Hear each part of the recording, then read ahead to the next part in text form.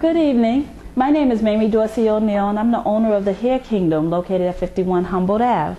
I have been in the business for 25 years, and I am an area trainer and the only national wig bank for the American Cancer Society. Tonight it gives me great pleasure to have these four women with me because we get a chance to talk about other issues other than cancer. We get to discuss lupus, AIDS, and diabetes. Thank you. Which is one of the biggest concerns in our community. Black women today are not being tested. They have no knowledge or no education on what is going on and why our women are losing their hair, having problems with their skin, and are passing on at a higher majority than any other race there is. So tonight, as we go around our table, I would like to introduce you to four fabulous women representing the Mass AIDS Coalition, the American Cancer Society, the American Diabetes Foundation, and the Mass Lupus Foundation. So as we go through, can we introduce ourselves and tell us exactly what our issues are, our personal issue. And before we do that, I'd like to let you know that I was diagnosed with colon cancer in 2009, and I was blessed because I went into the hospital because I was bleeding. And when I got to the hospital, they told me that I might have hemorrhoids, or that it could have been just a polyp, or it could have been anything other than. And they sent me home the first night. The second night I went back, they did the same thing. They tried to send me home. And what I did is I said, either you all call the police or y'all call Shirley. And y'all better hope that the police get here before Shirley, because if she gets here and you all haven't done any testing, it's going to be an issue. So they sent me over to Brigham and Women's Hospital, where they diagnosed and did an emergency surgery on me to remove the colon cancer. So I am blessed and I am a survivor. And with that, telling you my story, I hope that you all would be willing to open up and share yours. Good evening. My name is Tracy Hayes McCallum, and I represent the Mass AIDS Coalition. Good evening. My name is Thelma Williams, and I represent American Cancer Society. Good evening. My name is Hattie Tia, and I represent the National Diabetes Foundation. Okay, ladies. So as we start tonight, we are going to do the basic facial and get ready and prepare ourselves for the Emerald City Ball. Are we excited about that this evening? Yes. All right. Very much. So we're going to start the daily process, and this is something that we ask you to do twice a day, first thing in the morning and last thing at night. If you decide that you don't want to go through the whole makeup process, that's okay. But these first 3 steps is a must to wash away our daily stresses and the toxins that are in our body. Okay. So let's go to stage 1. Stage 1 is our cleansing. And I'm going to ask that you apply your cleanser on your face in 5 different locations. From the forehead, the nose, and the chin, and we're going to apply it to both cheeks. And then we're going to rub in an upward motion. The reason we do that, do you all know? No. We're trying to save the wrinkles. We do not want wrinkles. Okay? So everything goes on an upward motion. Okay? So let's do that, ladies. Let's apply the cleansing cream. And then we're going to rub it up in an upward motion.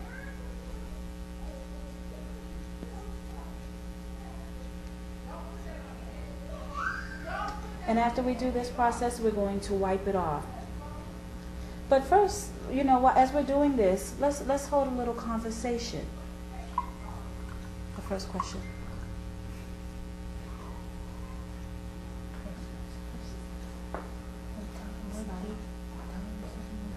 I want my paper. She wants you the question. She wants you the question. So as we wipe away that cleanser, we're going to just have a little conversation. I'm going to ask you all a series of questions, and we're going to pan around and just answer those questions. Okay.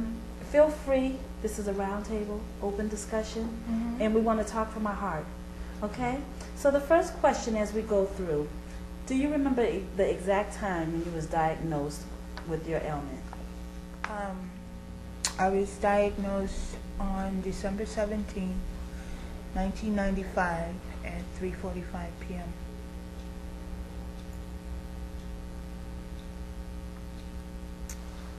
Well, I was diagnosed with breast cancer in 2010 in November. And I remember very vividly because when I had my mammogram, I sort of knew after I had the mammogram that something was going on in between the mammogram because I had terrific pain in that area. And I usually go every year for my mammogram tests, and I missed a year. So I, received cards in the mail saying, it's time for you to have your test done.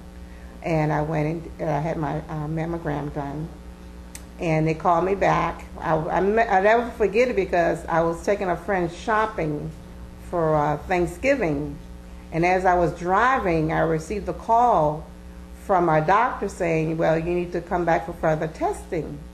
And because we sort of feel you need to have a biopsy done. And that's how I found out I had cancer. I went through all the biopsy tests, and my daughter was with me, and after the test, they said I had cancer, and it was stage 1. Okay. For me, with my diabetes, I was preparing breakfast. It was in 2008. And as I prepared my breakfast, well, before that, I stayed home from work 2 days, thinking that I had a cold. So again, as I prepared my breakfast, I fell forward on the stove. And at that, when I was able to get up, and I went to the fridge to get milk, I fell again, backwards.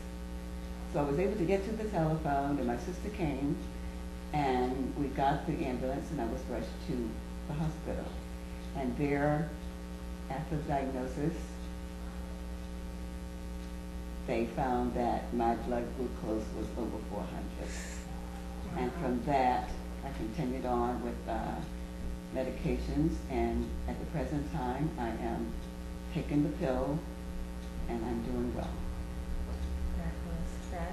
Mm-hmm. So as we go into step 2 of our facial, we are going to put on our moisture, and this is something that I ask you all to do on a regular basis. One is because we have removed all the impurities from our face and our skin, so that means we're leaving our skin bare. Mm-hmm. And what we want to do is to protect our skin. Where you all are all going through some kind of treatment, medications, chemo. For diabetes, it is, what is the treatment they do? You're just on the pills, but some other folks have to go in for dialysis. Those things all affect our skin and our hair and things like that.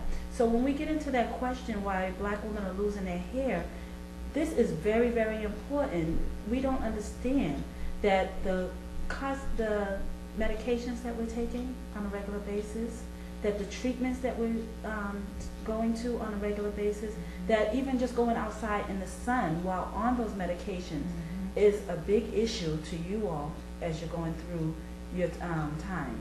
So this process here is for protection. So as you walk through that door or go outside from here on, I ask that one, you put on a sunblock.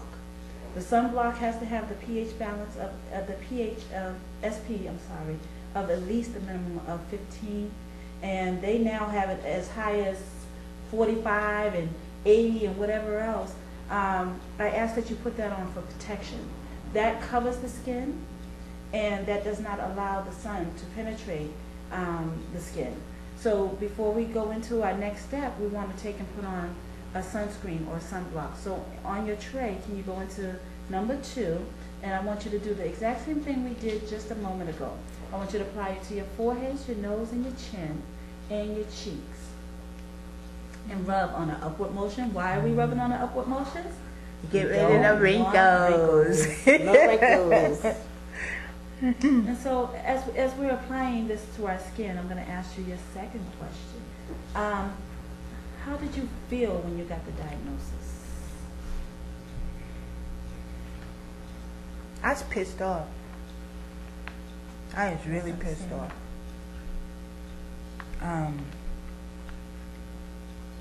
Because at the time I worked in a hospital. And I had worked with patients who have HIV, not understanding what their ailment was, but my position at the time was a certified nursing assistant. So that was my job. That's what I did, was care for patients. Not understanding that, or not even imagining that I would become someone who needed care in that capacity. So I was very angry. I was very angry. But that was then. Well, after my biopsy test was done, and I met with the doctor, and she explained to me that it was cancer that I had, and it was breast cancer. And all I could do was just, my daughter was with me, and all I could do was cry. And I couldn't believe it, that was happening to me. After all I've gone through, you know, taking care of my father, and he just passed away, and just taking care of everybody else. And all I could say, you know, when I went to my pastor, and I told him that I was diagnosed with breast cancer, and all I could say, why this happened to me after I did everything for everybody else, and it's my time now, and here I have breast cancer. And, you know, and as I look at it, you know, she says, well, we don't know how far it went. Did it go outside the pocket or whatever, with the area or not? We don't know that until you have surgery.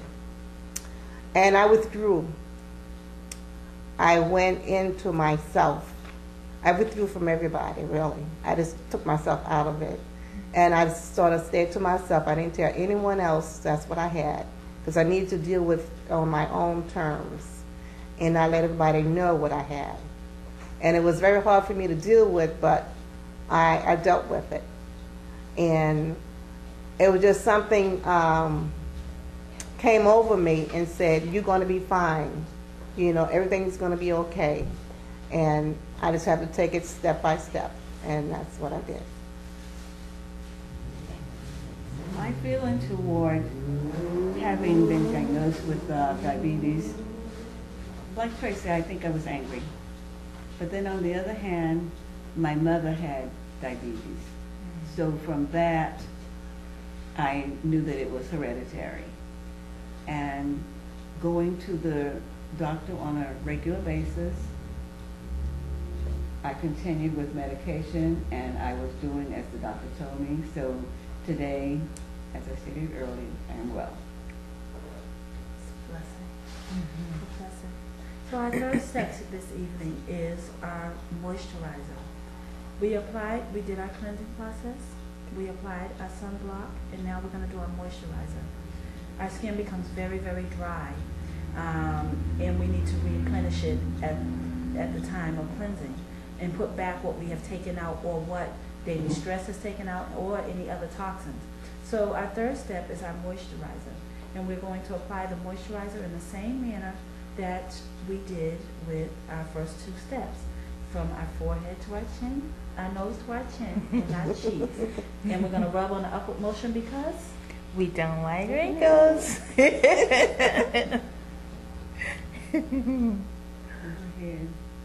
nose and chin. And why? We don't want wrinkles. Everything goes up.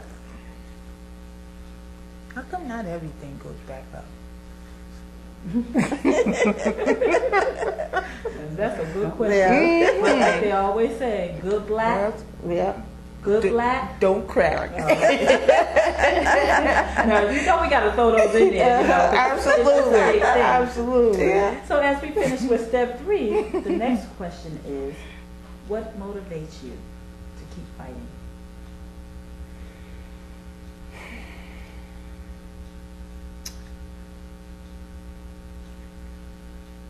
Well, what motivated me in the beginning was having to tell my daughter. And at the time, she was 13 years old. And she was the second person that I told. But the first, most important person in my life that I told. And she asked me, "Mommy, are you gonna die?" And I said, "Eventually." She said, "Are you gonna get really sick?" And I said, "Maybe." She said, "Are you okay now?" I said, "Definitely." She said, "Can we go get ice cream?" And this is a true story. So that's what we did. That's what we did. We went to Friendly's and we sat and we ate ice cream for about an hour and a half. And that was our way, her and our special way of coping with that moment. And that's something that we ask you to continue to do.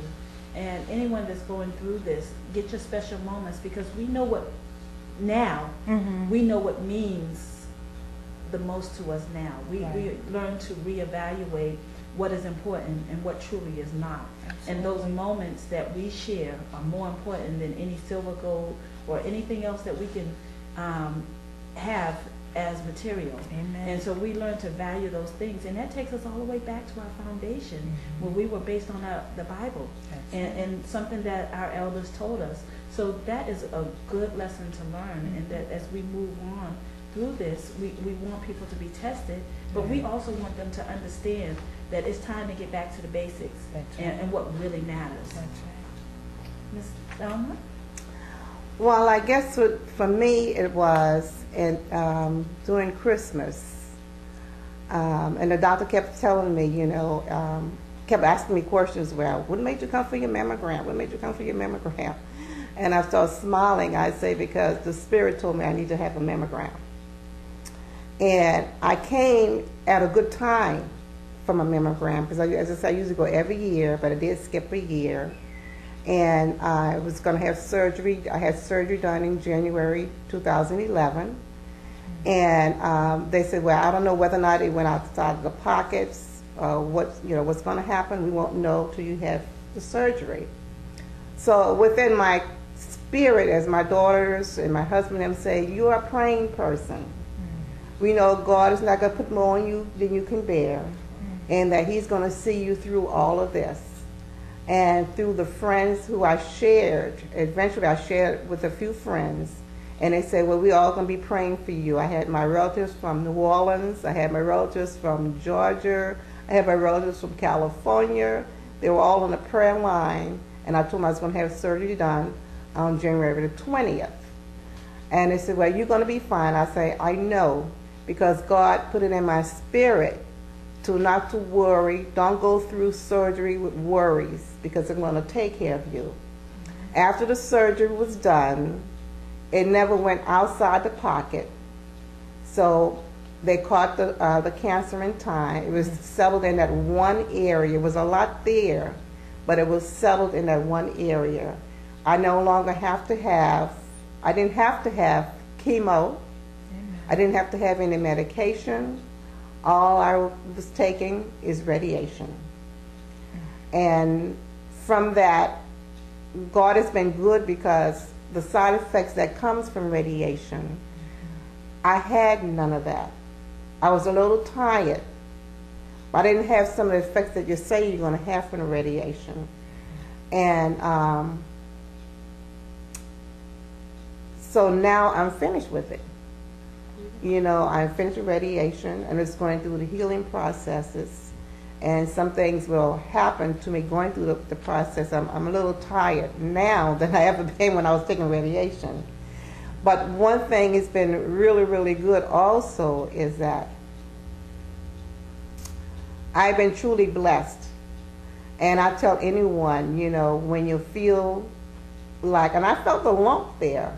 In reality, I felt that little lump there. Every time I've had my mammogram, I would tell them, I feel a little lump there. But it never hurt. Didn't hurt me at all. Even when I went for a mammogram, it didn't hurt till I had the mammogram. That's when I knew a light bulb went up and said, oh, something is going on. And but today, praise God that I'm cancer free. Amen. And like you, I didn't have to go through any treatments. I went in for the surgery, they removed the polyps, and I didn't have to take any medications or anything else. But that's with early detection. Right. And so as we move on through our journeys and stuff like that, we need to know that we are in control of our bodies, That's and we right. know when something is wrong. And that brings us back to a touchy situation because we are now on watch.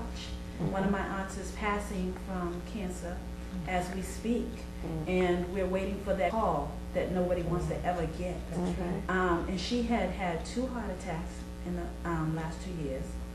She had a stroke, and she had pneumonia. And for 2.5 years, she's been in and out of the hospital. She had throat cancer.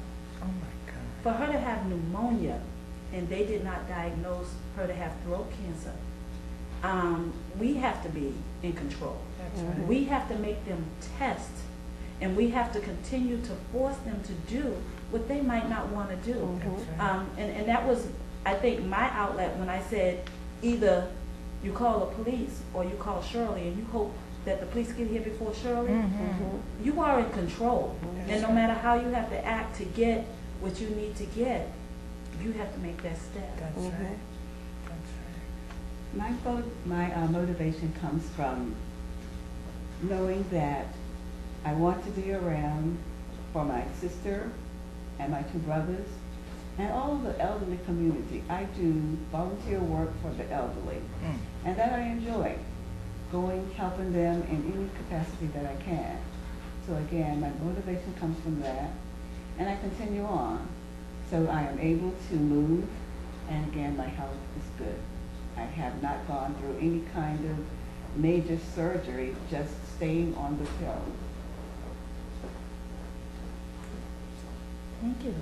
And then we have 2 more questions. Okay. If you could describe yourself in 1 word, what would that be and why?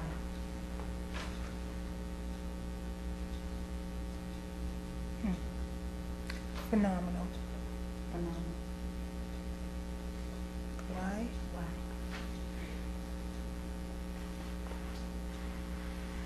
Because I am. All right. Because I'm a child of God. Amen. And I'm a phenomenal woman. Phenomenally. That's me. All right. Blessed. And I can say truthfully, for me, God has blessed me to be able to help others.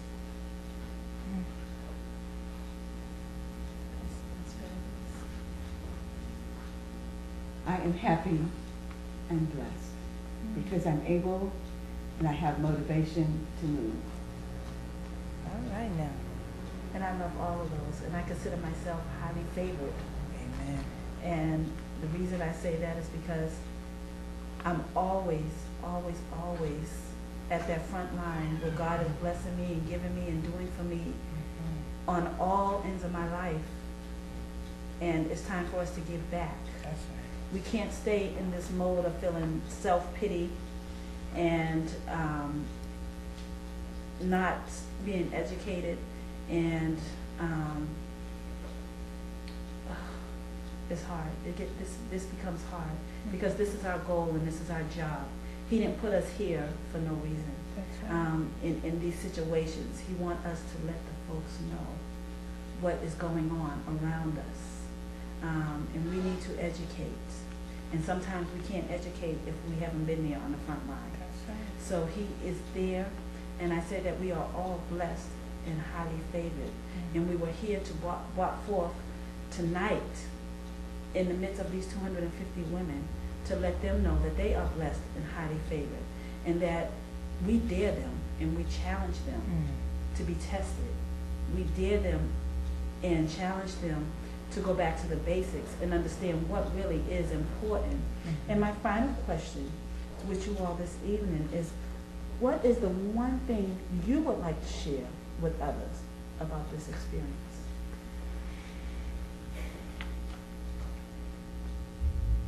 Don't wait to get tested.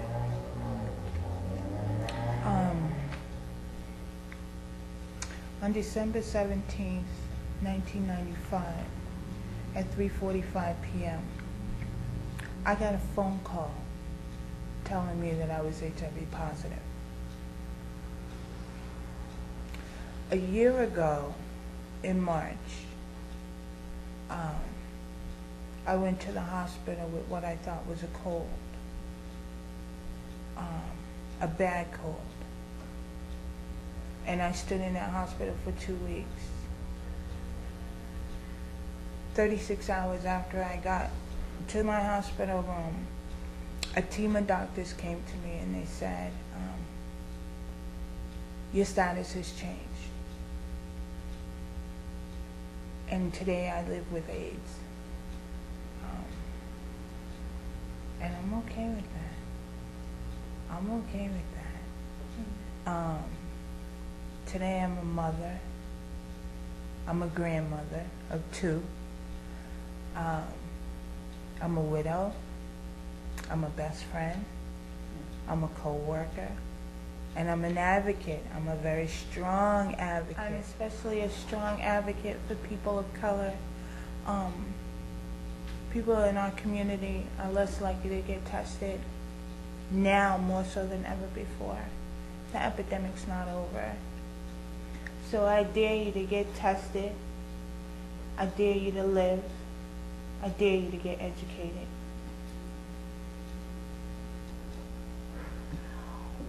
One thing I would like to leave with you, when I had breast cancer, you know, at the age of 40 and up, don't be afraid of being tested, because I caught mine in time. Breast cancer you should check for your breast cancer mammogram every single year, no matter what the doctor said. You demand that. You need to have that testing done early. And if you feel anything different with your breasts, go to your doctor. Make them give you answers about that, because you never know. And I had it a long time, that little knot on my breast. And I kept going to them, and they kept telling me everything is fine. And had I listened to them and just waited, who knows what had happened. Have yourself tested early at the age of 40 and up. Don't be afraid of it. It is for you and it's for your health. Get tested. Get educated about breast cancer, because we need to be educated about the stages of breast cancer. And don't wait till it's too late. And dare to live, because you owe it to yourself. Amen. I'd like to leave with you that one of the main things that one should do if they have diabetes is nutrition.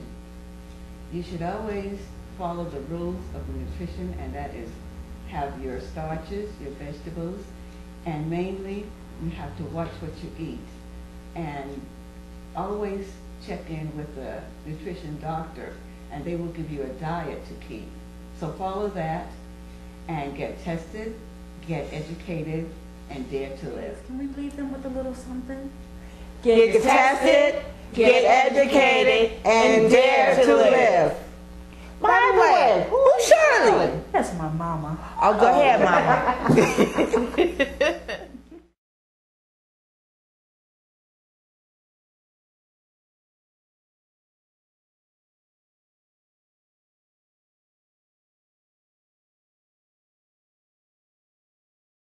Ready? My name is Thelma Williams, and I represent the National Cancer Society. American Cancer Society. My name is Thelma Williams. That's okay. Good. My name is Thelma. No, I'm in the way. Sorry. Good evening. Yeah, you forgot that. Okay. Good evening. My name is Thelma Williams, and I represent I represent the National Cancer Society. Is it the American Cancer American Cancer. Good evening. My name is Thelma Williams, and I represent the American National Cancer Society. No. Oh, I want to say that. Good evening. My name is Thelma Williams, and I represent the National Cancer Society. No. I'm going to say ACS. Okay. 5, 4, 3, 2, 1. Okay. You're at a networking conference and you're talking to a potential investor about your company. What would you say? Give me some money, please. Yeah. Okay. Hi, I'm Mamie Dorsey-Oneal, and I'm the owner of, what is this? The Hair Kingdom. Hi, I'm Mamie Dorsey-Oneal. I'm the owner of the Hair Kingdom here in Boston, Massachusetts.